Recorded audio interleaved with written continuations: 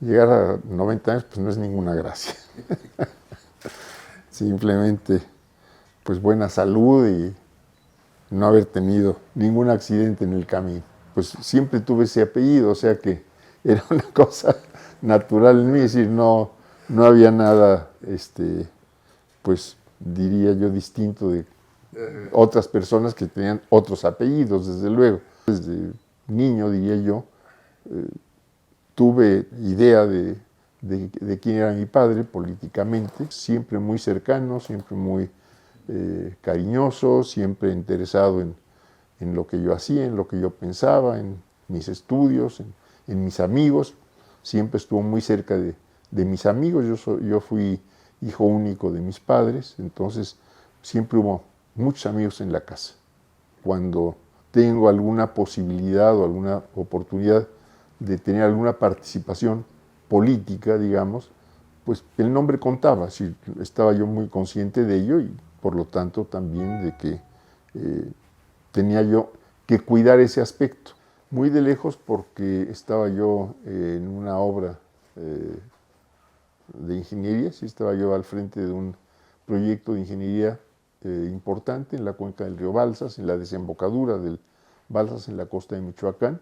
El 2 de octubre estaba yo aquí en México con mis padres porque empezaron a llegar noticias de que pues, estaba sucediendo algo en Tlatelolco y pues muy preocupados por lo que en ese momento supimos que estaba sucediendo. Mi primera participación electoral es como candidato a senador por Michoacán en el 76. Mi padre había fallecido en el 70. Me invita el licenciado López Portillo, candidato en aquel momento, a buscar la senaduría por Michoacán. Le digo que no me interesa, que sí tengo interés en colaborar en su gobierno, si es que se abría una oportunidad. Me dice en un trayecto en lancha entre Pátzcuaro y Janitzio, en Michoacán, que por qué no acepto el reto de una campaña, de una elección. Le digo, bueno, si eso le sirve a usted en la campaña, pues lo hago. Fue muy aleccionador para mí porque me permitió recorrer por lo menos todos los municipios de Michoacán. El Senado, pues no puedo decir que haya yo hecho ningún trabajo legislativo ni nada que se le parezca. Estuve 3 meses y fui como subsecretario forestal, que fue una buena experiencia también.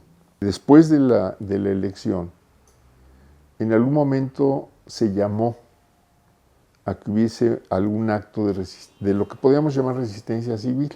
No teníamos, es decir, no había acceso a los medios, primero. Radio y televisión, pues, totalmente cerrados. No había con qué pagar desplegados en prensa, escrita, etc. Entonces, pues como se pudo, se llamó a que hubiera esos apagones. Se dieron muy, muy limitadamente, o sea, no teníamos capacidad para convocar a acciones en todo el país y simultáneamente.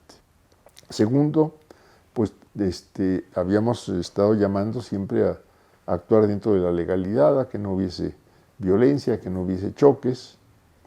Y tercero, pues no habíamos juntado ni piedras, ni resorteras, ni nada que se le pareciera.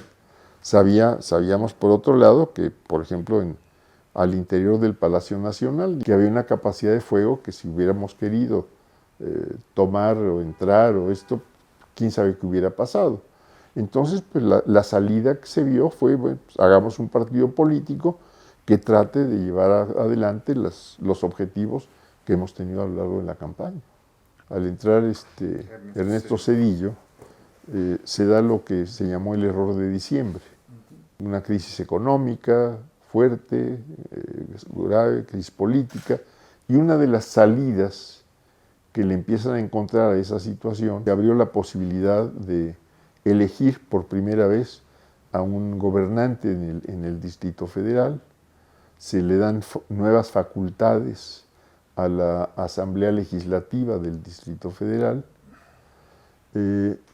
y se abren los medios, con un cambio que que llevó, uno, a tener un gobierno de oposición en la capital de la República, una asamblea local, mayoritariamente de oposición también al régimen federal, una pérdida por parte del partido oficial de la mayoría absoluta en la Cámara de Diputados. Entonces, todos esos fueron cambios muy importantes que se dan a partir de la apertura que se da aquí en la Ciudad de México. Estaba buscando llegar al gobierno nacional, pues no podía no reconocerse que había un conflicto político, social, en una parte importante del país, como es en este caso la selva de Chiapas, y que quien pretendiera llegar a la presidencia tenía que buscar cómo atender y resolver ese problema, que sigue existiendo ahí todavía compromisos incumplidos, los acuerdos de San Andrés, y que yo insisto en que tendrían que cumplirse.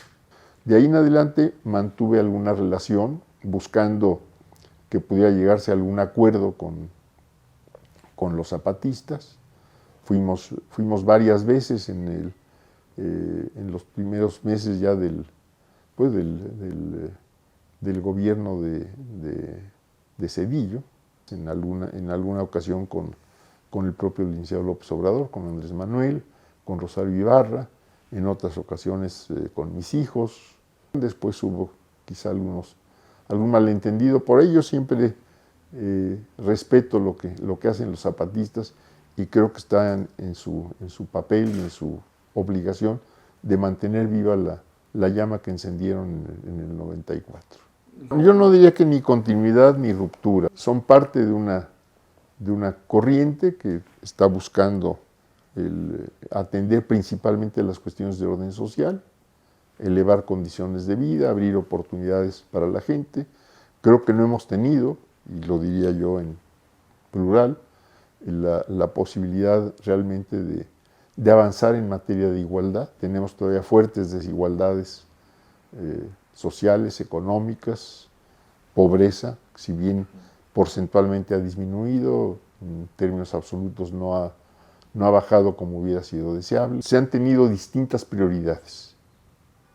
Yo diría que esas son las diferencias que yo podría encontrar, que no vendría al caso en este momento decir cuáles sí o cuáles no, porque estamos ya en tiempos electorales y dejemos que esto camine. No creo que haya cardenismo. Coincido en esto, entre otras muchas cosas, con mi padre. Sí, creo que hay dentro de un gran movimiento político, social, que fue la Revolución Mexicana, que habría que pensar siempre que es un movimiento que se actualiza, ¿sí? Que no es estático, sino es lo mismo 1910 o 1938 a lo que pueda ser el ideal revolucionario de igualdad, de democracia amplia, romper todos los lazos de dependencia y poder ejercitar cabalmente la soberanía. Yo creo que esos son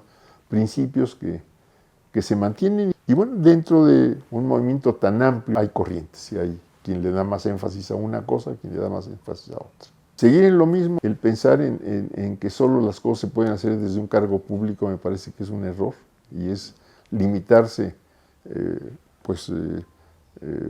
el pensamiento, limitarse las oportunidades. Hay en algunos casos cuestiones que toman más tiempo, pero hay que seguir insistiendo.